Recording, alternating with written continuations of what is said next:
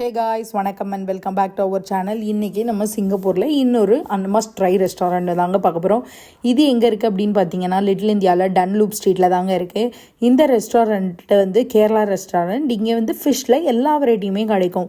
வஞ்சரம் ஃப்ரை, நெத்திலி ஃப்ரை, அதுக்கப்புறமா ப்ரான்ஸு, அதுக்கப்புறமா நண்டுன்னு எல்லா வெரைட்டியுமே கிடைக்கும். இங்கே வெஜ் அண்ட் நான்வெஜ் மீல் இருக்கும், சூப்பராக இருக்குங்க.